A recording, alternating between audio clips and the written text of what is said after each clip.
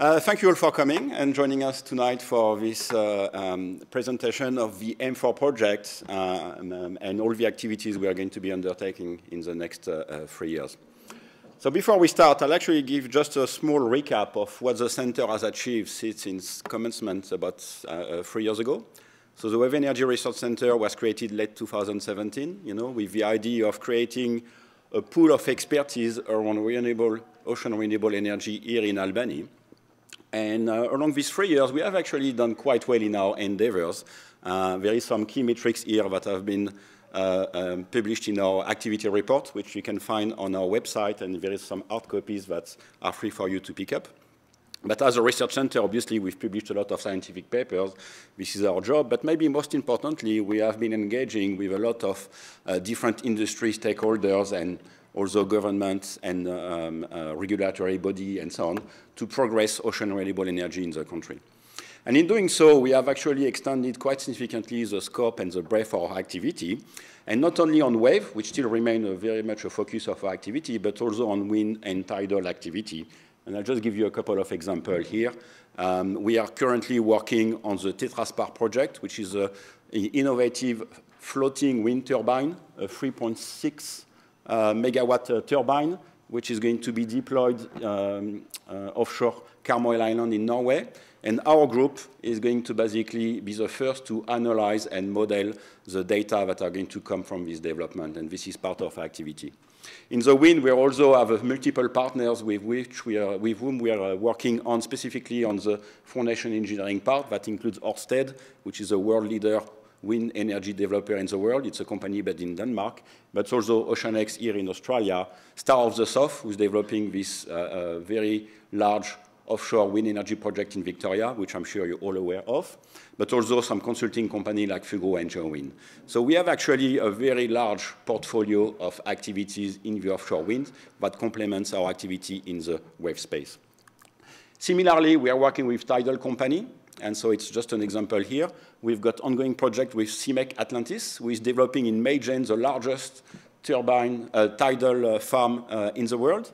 And so we've got ongoing work to basically measure the tidal flow and characterize it, but also to look at specific aspects of turbulence-induced dynamic loading and turbulence distortion in collaboration with Imperial College London. So this is just a snapshot, basically, to make an announcement which is an important step for us as a research center. And so as today, we're going to change our name and brand from the Wave Energy Research Center to Marine Energy Research Australia, to better reflect the scope of activity and take us to the next step in not only supporting the wave energy industry in Australia and worldwide, but also the offshore wind and the tidal energy. And I think it's important that we acknowledge that because it also offers additional visibility to all our stakeholders. So we haven't changed our logo, so to make sure that people keep recognizing us, but now the name has changed, and so we will be Marine Energy Research Australia. So with that out of the way, we'll talk about the M4 project. But before doing that, I always like to bring a bit of context, into what we are doing. So you're all aware of the COP26 conference that took place in Glasgow, and that was finished last week. I won't comment on the outcome of that. I won't comment on the position of the Australian government. I won't comment on the effect of temperature increase. I've done that quite extensively last year, but I did extract some numbers which I thought can give a perspective, on what we're trying to do. So for between 410 and 820 billion a year, this is what it is going to cost worldwide every year until 2030 to deal with the effects and the consequences of climate change. This is one of the numbers that basically came out of the COP26 conference.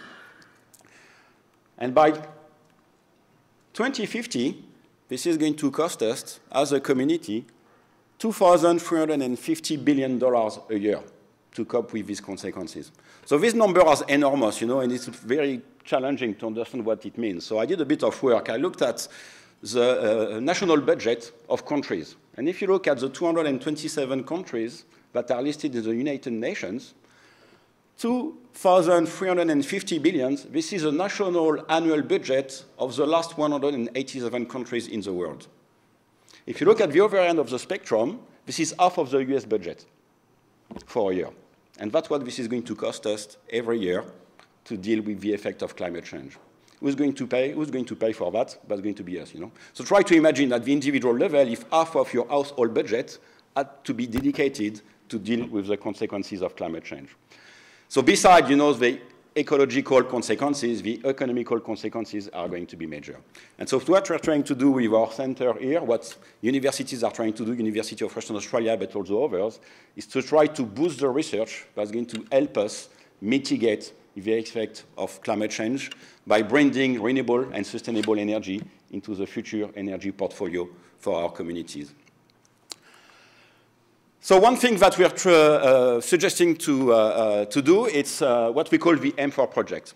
It's a demonstrator wave energy converter that we want to deploy in King George Sound. And the project aims to basically deploy what is the M4 technology, which I'll explain a bit more details later. It's a 30-month project during which we're going to design, manufacture, deploy, operate, maintain, and eventually decommission a demonstrator wave energy project for a period, again, of 30 months. Why are we doing that? The objectives are very clear. So before I go to that, just a small, basically, map of where this is located. We're going to deploy that here in King George Sound, which is basically across or just in front of the whaling station. And you can actually see that better in the artist impression that Carter Wright, here you are, thank you very much, has done for us. And I wanted to acknowledge that and to congratulate you because I think it's a wonderful impression basically of the map bathymetry in the site that we are going to use in our display in the center, you know, on Prodlove Parade for basically showcasing to people where we are actually going to deploy the wave energy converter. So this is going to be here, and you can see it. You can see it on the table. So why are we doing that? We've got several objectives with that. The first one is that we want to accelerate the development of the M4 technology towards commercialization. As a research center, it is our role to work and partner with industry to accelerate the development of technology and make sure that they can become commercially viable as rapidly as possible. But specifically for that project, we also want to explore and demonstrate the potential of wave energy in the Great Southern Coast. And we are going to do that by testing the WH supply chain to make sure that there is all the capabilities here locally to actually undertake and develop this project. We're going to do that by using the data collected to model the performance and energy production of a full-scale device in various locations along the WA coast. At the moment, it is a demonstrator. It is a reduced-scale model, but our group is going to use the data to model what a full-scale prototype will deliver and how that can sustain basically the different communities. And eventually, we're going to do that by engaging with potential end users. And this is a part I want to highlight because it's actually very important in our project and something which is not often the case when you undertake research projects. A big aspect here is actually engaging with end users and understand what are their needs in terms of energy production, in terms of sustainability, and how that project can actually help them delivering on these needs. So this is the partnership. This is a project which is actually engaging a large number of stakeholders.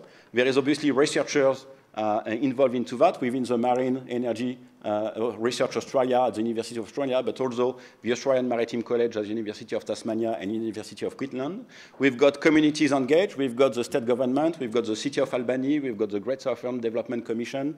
We've got enablers, contractors, and industry that are going to assist us in actually undertaking this project. BMT, which is a large consulting engineering company which is going to help us with all aspects of the project management and the design of the device. We've got the Southern Port Authority, which is going to help assist us with the deployment and the maintenance and the operation within King George Sound. We've got Climate King and the Ocean Energy Group, which is going to help us with the marketplace demonstration, which I'll come to just after this slide. And we've got the end users. We've got Albany Shellfish Hatchery and Jonathan Minton, thanks a lot for being there tonight, which we're going to engage with to try to understand again how we can provide electricity to its infrastructure, but also Huon Aquaculture for their potential development along the West Australian coast, notably in Geraldton and so on. Concretely, this is a list of the activities that are going to take place. You know, we're going to go through characterizing the site conditions and get the necessary approvals, which is something which we are going to undertake with UWA and BMT. We're going to go through detailed design. That's going to engage BMT, M4, which is a wave company, which is designing the device, UWA, and AMC, which is going to do some wave tank testing for us. There will be fabrication, we hope, in Albany, and we are engaging with local stakeholders here to understand basically what are the local capabilities and the possibility for a local contractor to actually manufacture the device here. We're going to deploy it in partnership with BMT and Southern Port Authority, and then we're going to operate it, monitor it, collect some data, use this data, share that with our research colleagues in the different universities.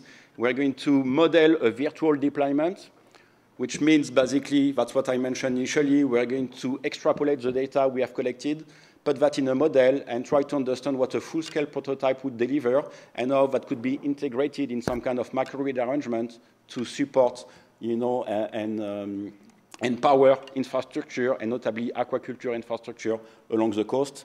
And then we're going to undertake the market demonstration study again in collaboration with the Australian Ocean Energy Group, and I'll come to that.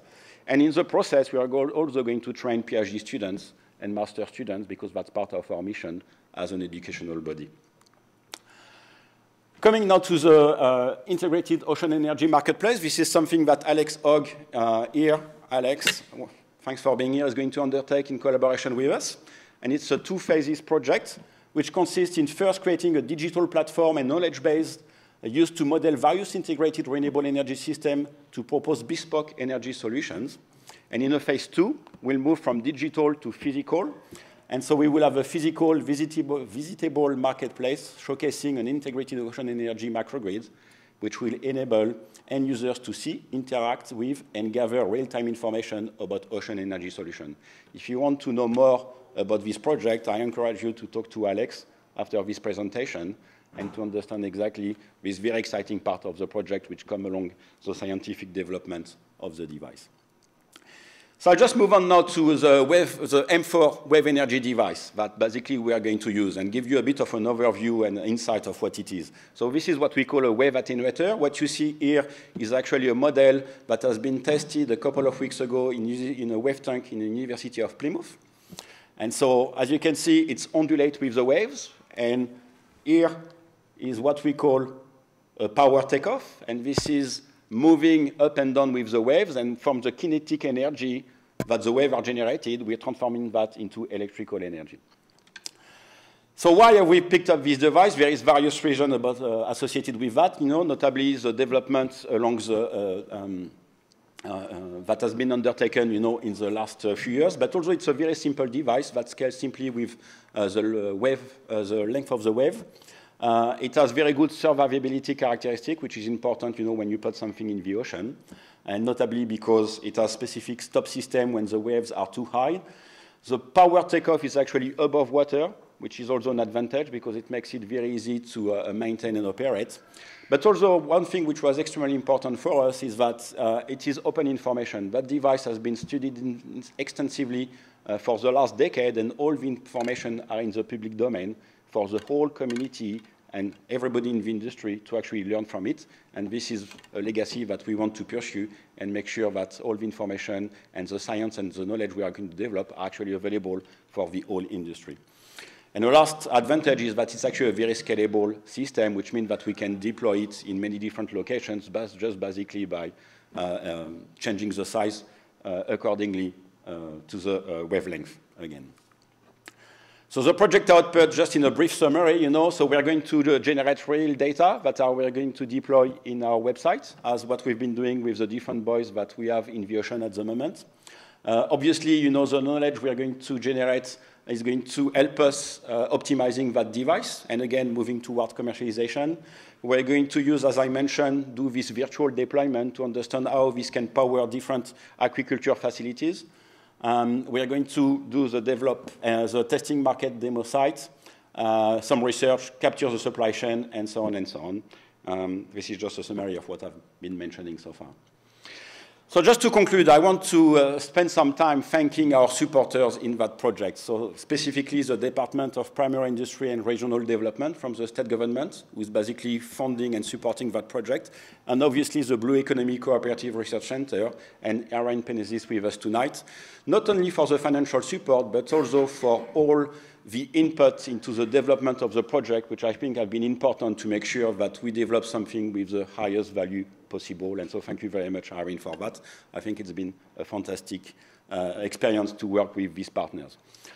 So I mentioned some numbers, so I thought I would just end up with one number. It's a $3.8 million project between UWA, the state government, and the Blue Economy Cooperative Research Center.